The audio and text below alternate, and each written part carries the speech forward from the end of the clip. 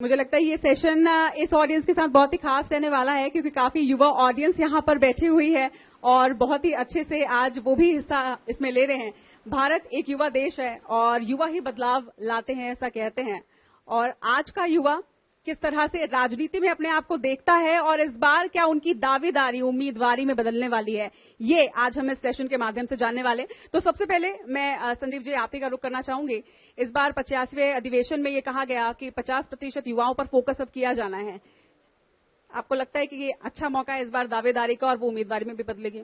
सबसे पहले मैं आईबीसी चैनल के माध्यम से सभी दर्शकों को जय जोहार करना चाहता हूं।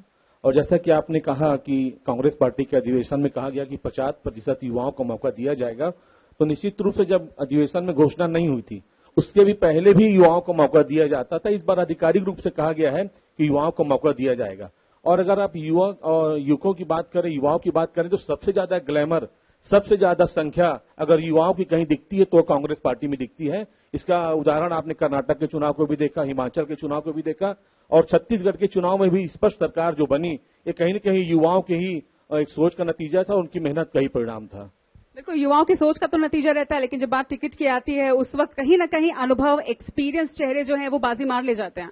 नहीं, मुझे कभी नहीं लगता कि युवाओं को उनकी प्रतिभा के आगे कभी दबाया गया हो या वो काबिल है उनको दबाया गया हो। कोई भी युवा अगर उसके अंदर काबिलियत है, उसके अंदर योग्यता है तो उसको सदैव मौका कांग्रेस पार्टी देती है। और हमने तो युवक कांग्रेस में चुनाव के माध्यम से युवाओं को आगे लाने का प्रयास किया है, न कि भारतीय जनता पार्टी की तरह मनोनीत करने का। हम युवाओं को लोकतांत्रिक तरीके से आगे लाने का प्रयास करते हैं, जिसके कारण में वह व्यक्ति अपनी काबिलियत के आधार पर, अपनी योग्यता के आधार पर आगे युवाओं का नेतृत्व करता है। चलिए शशांक जी, दावेदारी आप इस बार क्या करेंगे और दावेदारी करेंगे तो क्या वो उम्मीदवारी में बदलेंगे?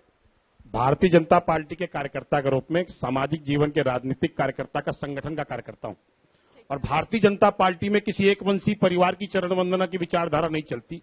राष्ट्र प्रथम के लक्ष्य को लेकर हम चलने वाले कार्यकर्ता हैं।